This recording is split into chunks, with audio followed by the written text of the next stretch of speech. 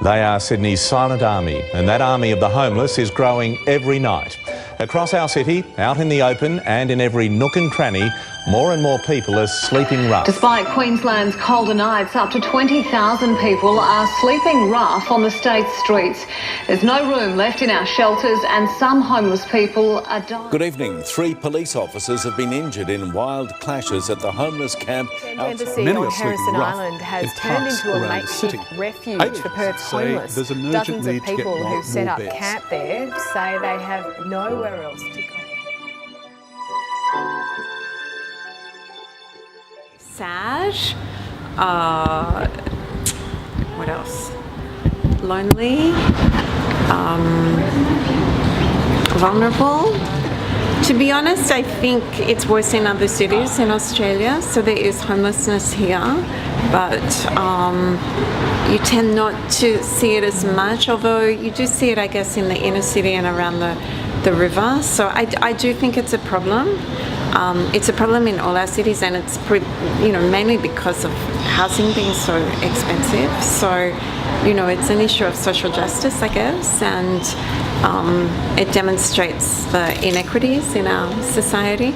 But I do think it's a lot worse in other cities in Australia, and I find that harder when I see it in Melbourne or Sydney because, the climate's different, and I just think it must be very, very hard in those cities for homeless people.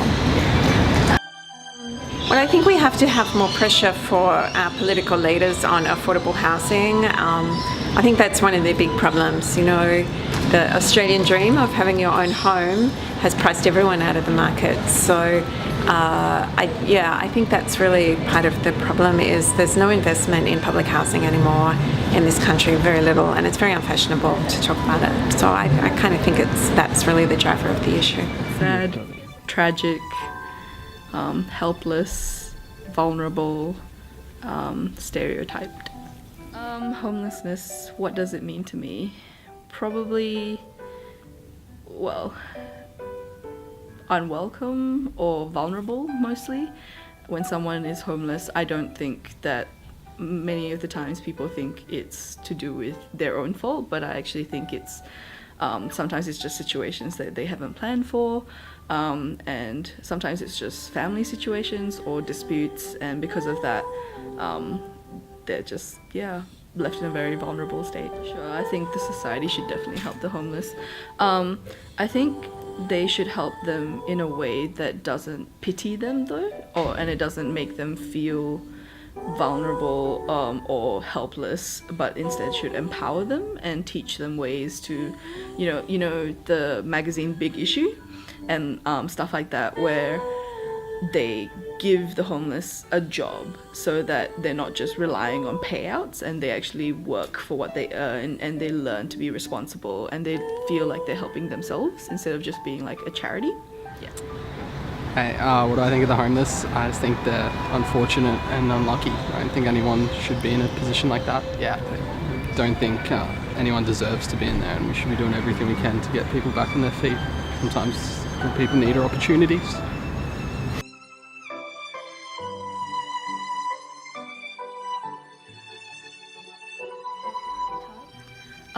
In terms of stereotyped, I feel like majority of people look at them as, violent, alcoholics, druggies, people who are just the dregs of society who can't contribute and who aren't intelligent. I think a lot of people look down on people who are homeless, and even if they're not looking down, I know the average person is almost scared of the homeless people, like of homelessness and homeless people, just because they look at them and they're like, oh, I don't understand why they're like that, and so they're actually too scared to approach people that live on the streets. So yeah, I think they're just negatively stereotyped when most of the times they're not. Most of the times, well, some of the people in King George Square that I've spoken to, a lot of them actually choose to be homeless because to stay at home is to stay in an abusive family or to stay in a relationship that isn't working, and so they decide to stay on the streets and live off busking or making money by selling magazines or something like that, so that they can feel some semblance of control over their life. So yeah.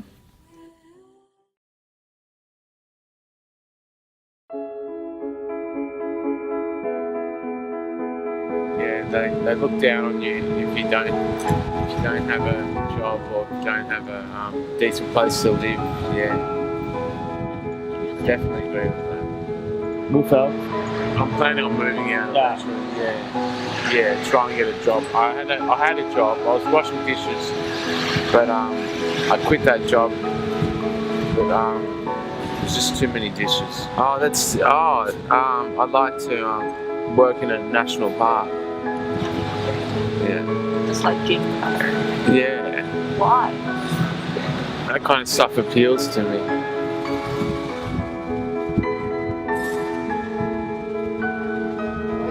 Streets, sleeping rough. And also very emotionally draining at times because a lot of my friends have kids. I've got a kid, but I haven't seen him in 8 months. So yeah, very emotionally draining not being able to see him, and then until I've got somewhere like this where I can actually go organise visits and stuff to go see him. Streeties, as they call, get a very bad rep for thieving and stuff. Half of them wouldn't do that. Most of them would give you the shirt off their back if they knew you were in trouble and look after you, because everyone looks after everyone on the streets and there's not much else you can do about it. You know, everyone's in the same spot. Like Nick rang me and said, look, we've got a food van on this time. I spread the word around. We've got about 10 streets here and a heap more coming. I just got out to where I was staying. It was rough on Friday. It's not easy being home. It's cold, it rains, the weather, no food.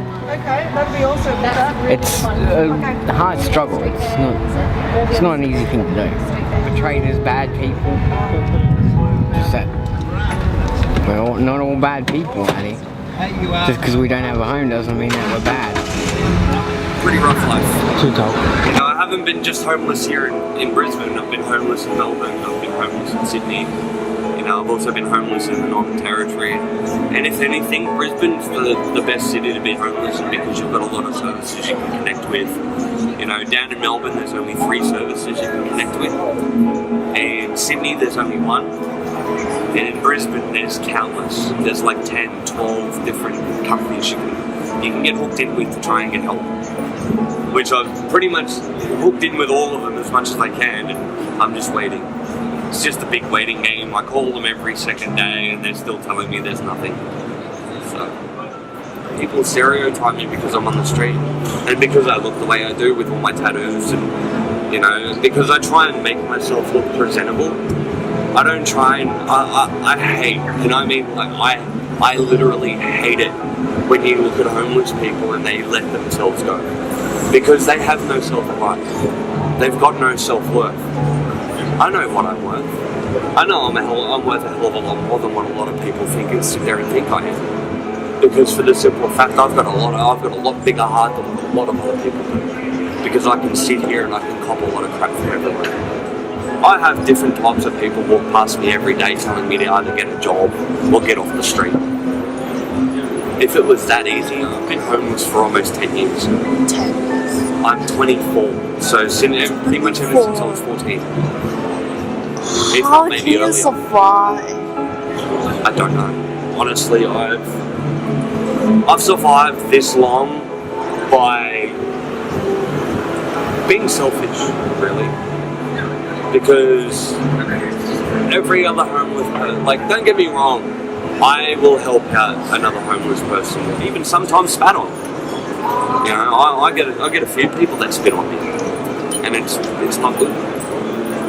You know, some days it takes me 12 to 14 hours just to make $50 because of the way people look. Everything I have is everything that's donated, and I will admit I do think it's not good for that, because if it wasn't for the public, I honestly probably would have killed myself.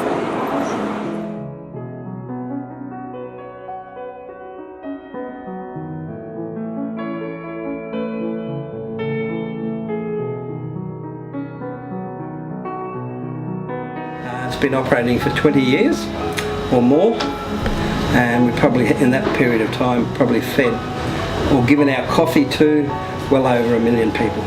To take the gospel into the disadvantaged area and the dark area of Brisbane, or of Australia, of the world.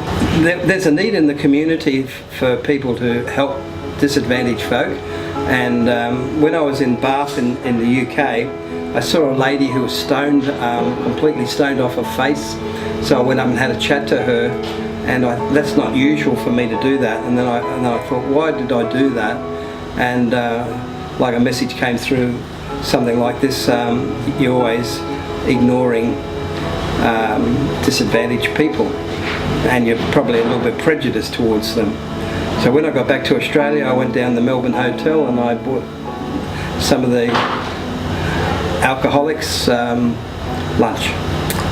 That's how it started. The most important thing is that we live in a very affluent society, as you know, and affluence can change your attitude towards people. So one of the biggest challenges is to remain humble, and that's probably the hardest thing ever, to firstly be aware that homelessness is not what they really want.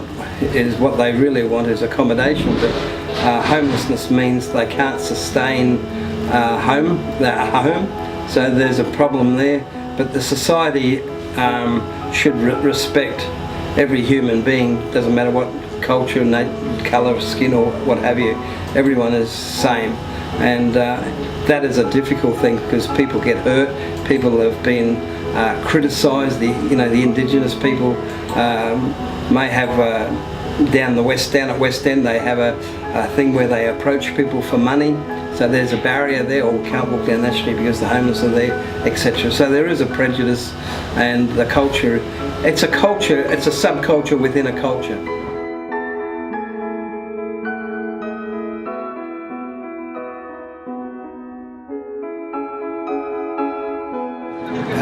Painful, wet, dangerous, enjoyable. But enjoyable? Yeah. Sleeping under the stars. I come from a country town, so sleeping under the stars is good. Whereas, but most of it, no, not very fun. You get people kicking you, stuff thrown at you, drunk people vomit on you, pee on you. It's not a fun place, and when all that fails, then you've got the police bugging you to get out of there, stop sleeping there. But enjoyable because when you do find a camping spot or somewhere to stay, it's usually in a park, so you can usually look straight up to see the stars all night. So that's why the last word being enjoyable, because you get to sleep out under the stars every night. So it's like a giant camping trip, but everything else is bad about it. What do you think that the society can help the people? More services like the street access van. More donations will help towards places like Pindari, Street Level, Wesley Mission, Orange Sky Laundry. Anyone that could donate or help, even with a few minutes, a few hours, would do a heck of a lot more better than throwing 5-10 grand to the service. You'd be better off finding someone that is willing to come down and help take the guys to get their lunch, or take the guys to do paperwork at Department of Housing, things like that. Desperate need is for people that can help take the guys to places like doctors, things like that. You just don't get services like that. Like You don't get lunch. You've either got to walk everywhere or public transport. There's no